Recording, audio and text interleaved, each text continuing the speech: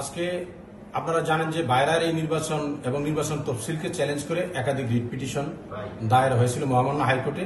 যে রিট পিটিশনগুলো প্রাথমিক পর্যায়ে হাইকোর্ট থেকে রুল জারি এবং কিছু কিছু মামলায় রিট পিটিশনে স্টে দেওয়া হয়েছিল। পরবর্তী সময়ে মহামান্য সুপ্রিম কোর্টে এই মামলাগুলো শুনানি হয়। সেখান থেকে মহামান্য হাইকোর্টের মাননীয় বিচারপতি ফাহমিদা কাদের এবং মাননীয় বিচারপতি মবিনা আসাদ এর যৌথ বেঞ্চে শুনানির জন্য সময় নির্ধারণ করে দিয়ে প্রেরণ করে।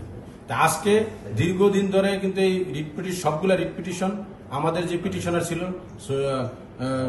খন্দকার আবু আশফাক সহ 4 জন রিট পিটিশন দাখিল করেছিল।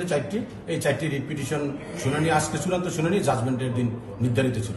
আজকে রায়ের মূল প্রেক্ষাপটটা যেটা ডাইরেকশনটা দিয়েছেন বাণিজ্য মন্ত্রণালয়ের সচিবকে 4 সপ্তাহের ভিতরে হলো যে 4 সপ্তাহের ভিতরে প্রশাসক নিয়োগ দিয়ে বাইরের নির্বাচন সম্পন্ন করার জন্য নির্দেশ দিয়েছেন মহামান্য হাইকোর্টে।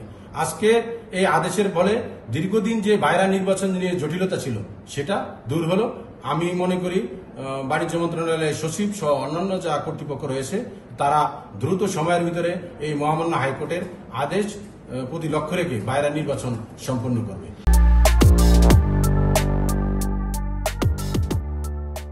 বাইরের নির্বাচনটা তারিখ ছিল 14ই সেপ্টেম্বরে, যে নির্বাচনের তারিখ ছিল 5ই আগস্টের পূর্বে। এই বাইরের নির্বাচনে যারা নির্বাচনী আপিল বোর্ড এবং নির্বাচনী বোর্ডের যারা প্রধান ছিল তারা সবাই ছিল 5 তারিখের পরে সবাই পলাতক হয়েছে।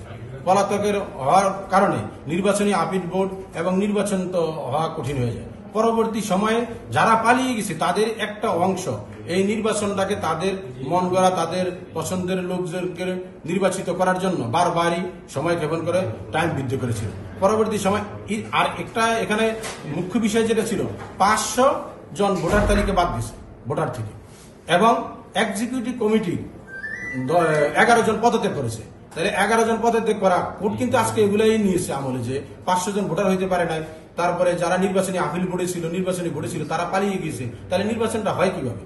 এই জন্য মহামান্য হাইকোর্টের এই দ্বৈত বেঞ্চ পুঙ্খানুপুঙ্খানুভাবে 4টি রিট পিটিশন যাচাই বাছাই করে আজকে এটা একটা জাজমেন্ট দিয়েছেন, সঠিক রায় দিয়েছেন, যেটা ন্যায় বিচার পেয়েছে। আর যেহেতু বাইরা আমাদের একটা প্রতিষ্ঠান যেটা সারা বাংলাদেশের বিভিন্ন রাষ্ট্রে মানুষ পাঠায়, শ্রমিক পাঠায়, আমাদের বিভিন্ন রাষ্ট্রের সাথে আমাদের সম্পর্ক স্থাপিত হয়। তো এটা নির্বাচন নিয়ে যদি অগণতান্ত্রিক ভাবে কিছু হয় এটার একটা প্রভাব আসে। তা আমি আজকে মনে করি যে আজকে যে রায় দিয়েছে মহামান্য হাইকোর্ট এটা একটা যুগোপযোগী রায়।